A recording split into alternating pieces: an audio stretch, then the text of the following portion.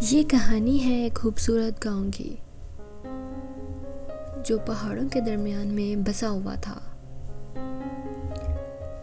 وہاں کی فضا میں امن اور سکون کا راج تھا۔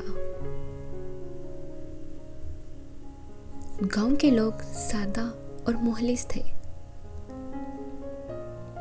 سب ایک دوسرے کی مدد کرتے اور محبت سے پیش آتے۔ مگر اس گاؤں میں ایک ایسا شخص بھی تھا جس کا دل نفرت اور حسد سے بھرا ہوا تھا۔ اس کا نام راجو تھا۔ راجو کا دل اتنا برا تھا، وہ ہمیشہ دوسروں کے ساتھ برے سلوک سے پیش آتا اور ان کی خوشیوں میں خلل ڈالنے کی کوشش کرتا۔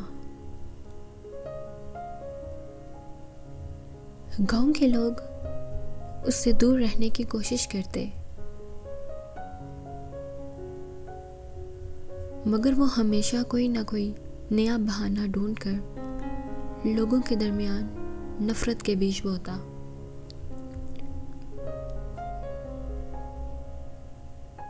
راجو کی یہ نفرت انگیز عادت ایک دن گاؤں کے سکون کو برباد کرنے کا سبب بن گئی۔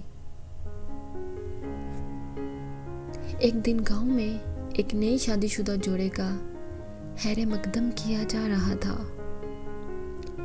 پورا گاؤں خوشی کے اس موقع پر جمع تھا، لیکن راجو اس خوشی کے موقع پر بھی اپنی عادت سے باز نہ آیا۔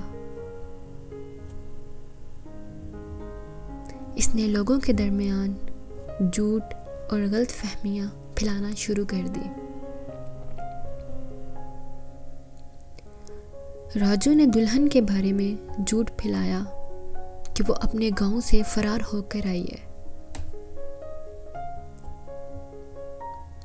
اس بات نے گاؤں کے لوگوں کو ہلاک کر رکھ دیا۔ لوگ شک اور بدگمانی کا شکار ہو گئے اور نئے جوڑے کے ساتھ ناپسندیدہ سلوک کرنے لگے۔ یہ بات دلہن کے والدین تک بھی پہنچی۔ انہوں نے فوراً اپنی بیٹی کو واپس گاؤں میں بلا لیا۔ مگر سچ ہمیشہ سامنے آتا ہے۔ جلد ہی گاؤں کے بزرگوں کو احساس ہوا کہ راجو کی باتوں میں کوئی صداقت نہیں ہے۔ انہوں نے فیصلہ کیا کہ اس معاملے کی تحقیق کی جائے۔ انہوں نے دلہن کے گاؤں کے لوگوں سے رابطہ کیا اور معلوم کیا کہ راجو کے تمام الزامات جھوٹے تھے۔ دلہن کا کردار بے داغ تھا اور وہ اپنے والدین کی مرضی سے اس گاؤں میں آئی تھی۔ جب حقیقت سامنے آئی تو گاؤں والوں میں غصے اور شرمندگی کی لہر دوڑ گئی۔ وہ سمجھ گئے کہ راجو نے انہیں بے وقوف بنایا ہے اور بے بنیاد نفرت پھیلائی ہے۔ گاؤں کے بزرگوں نے فیصلہ کیا کہ راجو کو اس کی حرکتوں کا جواب دینا ہوگا۔ ایک دن گاؤں کے سب لوگ ایک بڑے میدان میں جمع ہوئے۔ بزرگوں نے راجو کو بھی وہاں بلایا۔ جب وہ آیا تو سب نے اسے گھیر لیا۔ ایک بزرگ نے اس سے کہا، راجو، تم نے ہمارے گاؤں کی خوشیوں کو تباہ کرنے کی کوشش کی ہے۔ تم نے جھوٹ اور نفرت پھیلائی ہے۔ آج تمہیں اس کی سزا ملے گی۔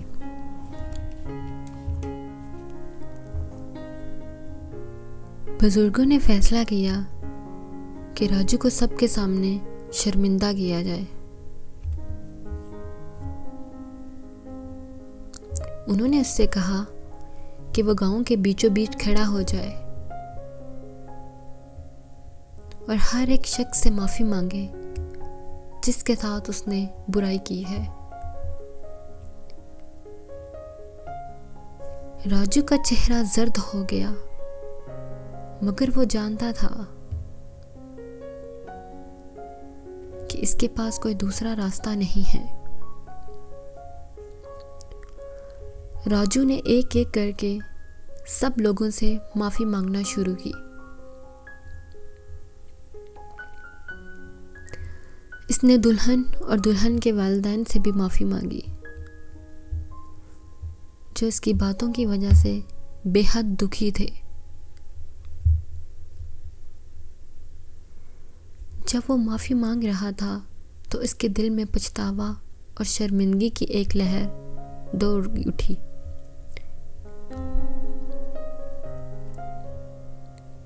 راجو کی آنکھوں میں آنسو بھر آئے۔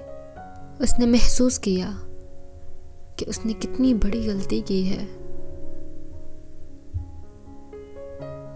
اس کی نفرت اور حسد نے نہ صرف دوسروں کی زندگیوں میں مشکلات پیدا کی بلکہ اس نے خود اپنی زندگی کو برباد کیا۔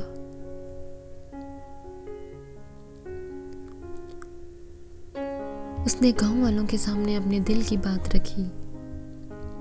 میں جانتا ہوں کہ میں نے غلط کیا ہے۔ میں نے اپنی حسد اور نفرت کے باعث دوسروں کو تکلیف دی ہے۔ مجھے معاف کر دو۔ میں وعدہ کرتا ہوں کہ میں آئندہ کبھی کسی کے ساتھ برا سلوک نہیں کروں گا اور ہمیشہ سچ بولوں گا، راجو نے کہا۔ گاؤں کے لوگ راجو کی آنکھوں میں شرمندگی اور سچائی دیکھ سکتے تھے۔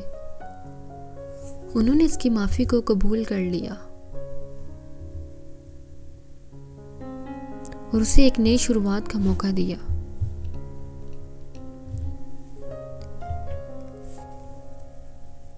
راجو کی زندگی بدل گئی۔ اس نے اپنے گاؤں والوں کے ساتھ مل جل کر رہنے کا عہد کیا۔ وہ اب ہمیشہ دوسروں کی مدد کرتا اور ان کے ساتھ محبت سے پیش آتا۔ اس نے اپنی نفرت کو پیچھے چھوڑ دیا اور محبت اور احترام کی راہ پر چل نکلا۔ گاؤں کے لوگ بھی اسے معاف کر چکے تھے اور انہوں نے اسے اپنے دل میں جگہ دی۔ راجو نے سیکھا کہ نفرت اور حسد ہمیں کچھ بھی نہیں دیتے بلکہ ہمیں صرف شرمندگی اور تنہائی کی طرف لے جاتے ہیں۔ محبت اور احترام ہی وہ راستے ہیں جو ہمیں خوشی اور سکون فراہم کرتے ہیں۔ نفرت کی سزا ہمیشہ سخت ہوتی ہے، لیکن معافی اور محبت ہمیں ایک نئی زندگی کی راہ پر لے جا سکتی ہے۔ راجو کی کہانی ہمیں یاد دلاتی ہے کہ ہر شخص کو موقع ملنا چاہیے کہ وہ اپنی غلطیوں سے سیکھے اور ایک بہتر انسان بنے۔ زندگی میں ہم سب کو دوسروں کے ساتھ محبت اور احترام کا سلوک کرنا چاہیے۔ نفرت اور حسد ہمیں ہمیشہ نقصان پہنچاتی ہے، جبکہ محبت اور معافی ہمیں حقیقی خوشی اور سکون فراہم کرتی ہے۔